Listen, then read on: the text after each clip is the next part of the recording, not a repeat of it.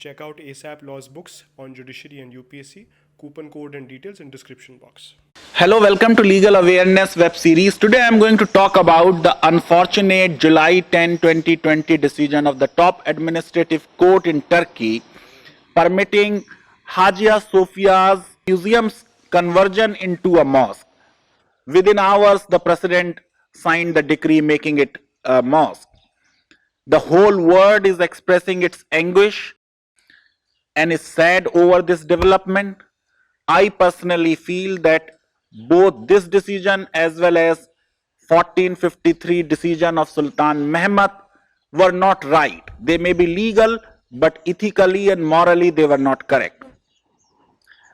I would also like to say that there seems to be a global trend in today's democracies that rightist nationalist governments which are not able to deliver and solve present day problems, they are relying on past, and in the name of correcting historical wrongs, they are doing divisive politics, and this is yet another example of that politics. Strangely, they are able to instill fear in the minds of the majority, that majorities are now fearful of minorities, including insignificant minority. Now, after 1923, when First World War ended, Ottoman Empire came to an end, all of you are aware that under the Treaty of Lausanne, there was exchange of population.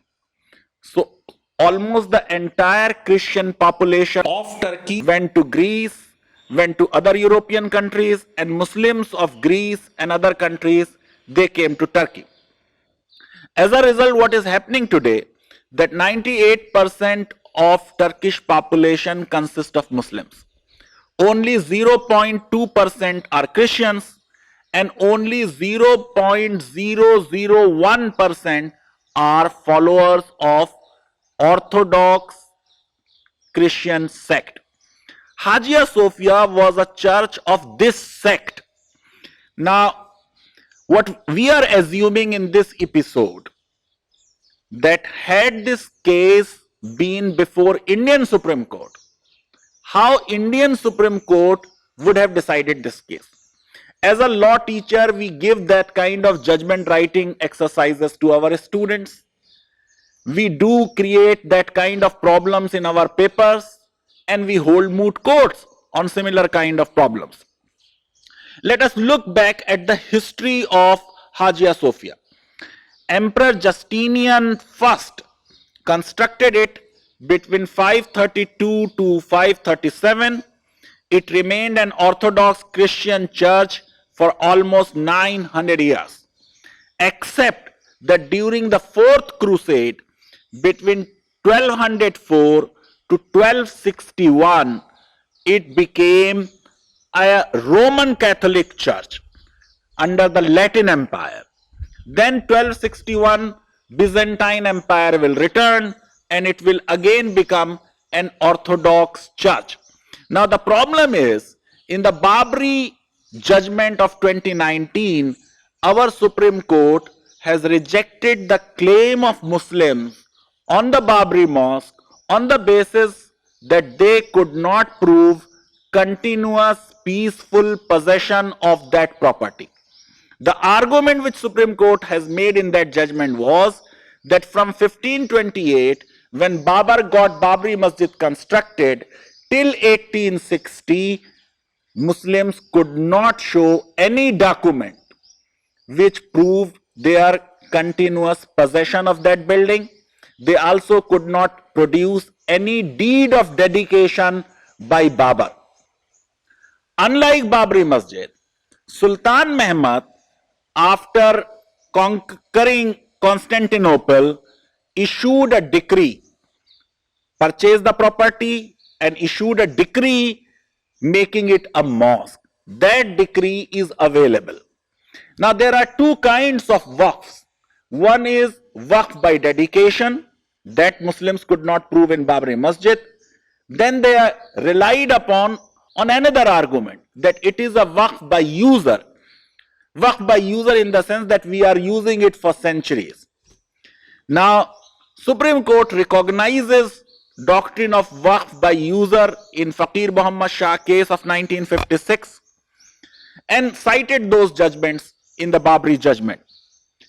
But in this case, our court is likely to say, since there was a gap of about 50 years when it was not an Orthodox church but a Roman Catholic church under Latin Empire, the continuous possession is not proved by the Orthodox church.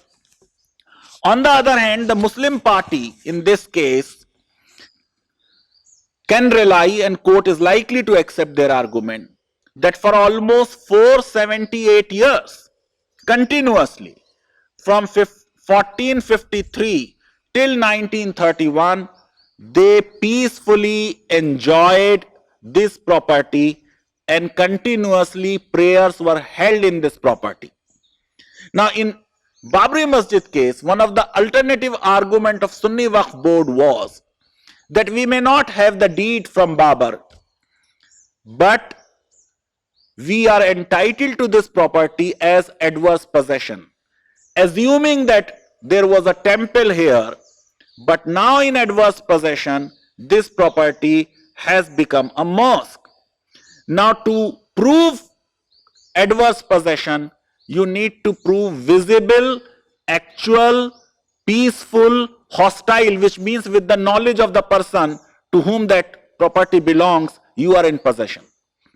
And our Supreme Court said, since Hindus in India have been protesting against Babri Masjid, they were creating obstructions in the prayers, therefore it cannot be said to be peaceful continuous possession. In Hagia Sophia, on the other hand, for all these 4 centuries or so, Muslims were in continuous peaceful possession and our Orthodox Christians never created any obstructions in their prayers. Moreover, like Babri Masjid, where Supreme Court gave lot of emphasis to Hindu beliefs that this place is a Ram temple or a birthplace of Lord Ram, here in this case, again in Hagia Sophia matter, the court may say Muslims continued to believe that it was a mosque. Even during this period from 1931 till 2020, number of times they had gone and they had prayed there. So their belief that it was a mosque may become a crucial thing to go in their favor. One more thing which court will note in this case is the constitutional change which happened in Turkey. You are aware in 1876, Ottomans brought in a constitution. In 1921, first constitution of Republic of Turkey was adopted. This constitution not only guaranteed freedom of conscience but also right to property. Article 74 explicitly laid down that no one shall be dispossessed of his property except in public interest and on payment of actual value of expropriated property. When Mustafa Kemal Atatürk took this decision, he did not pay the actual value to the Mehmet Foundation, and therefore this is in clear violation of even laws which were made after coming into being of Turkish Republic. It was unconstitutional. Then Article 75 had guaranteed right to religious observances. How can you convert a mosque into a museum and not allow religious observances? In fact, if you look at aggressive secularism adopted by Mustafa Kemal Atatürk, azans were changed, people were not allowed to go to mosque, people were not allowed to have a beard, and therefore there was a huge curtailment of religious freedom. Secularism is not anti-God, and therefore converting a mosque into a museum was wrong. It would have been better had he given it back to Orthodox Christian and made a church.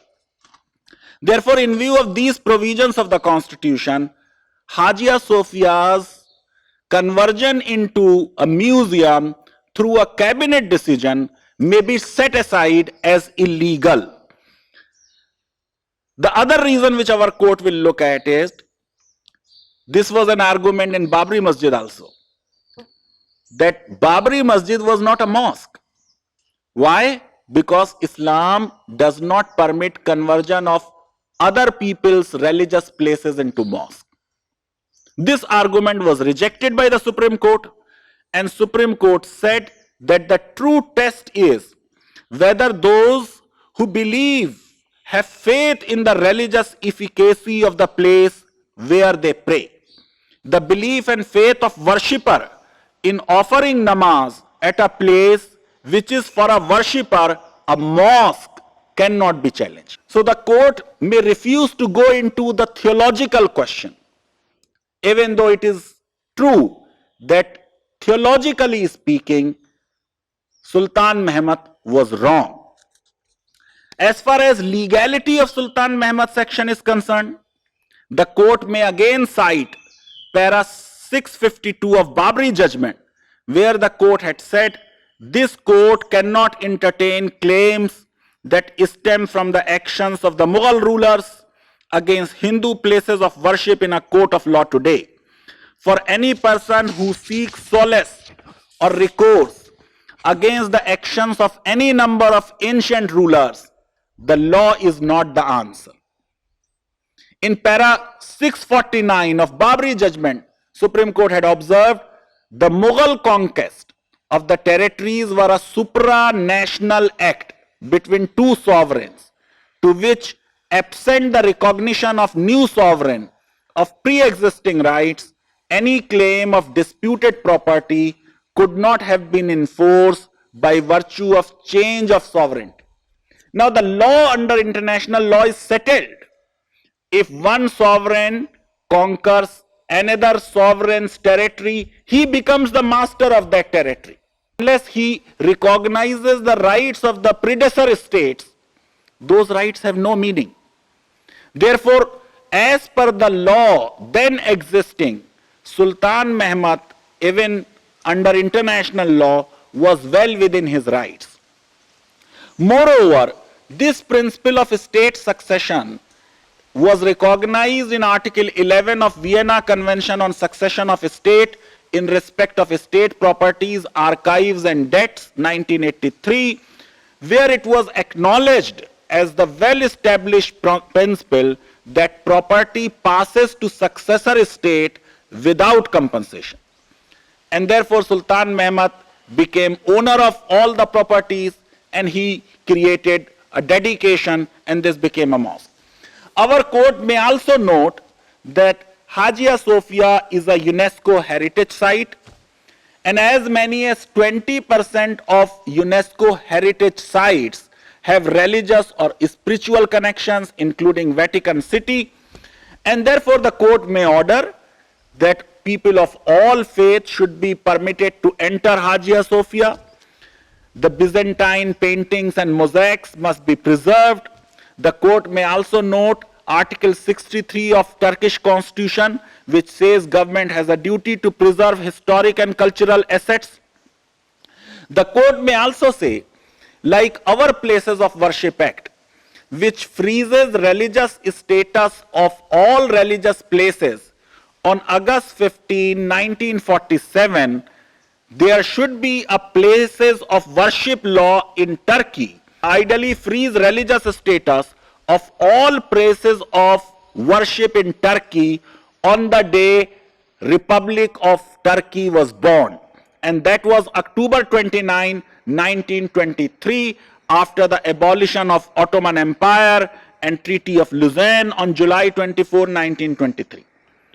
Now, since from 1923 till 1931, even after the birth of new republic, adoption of new constitution, this place continued to be a mosque.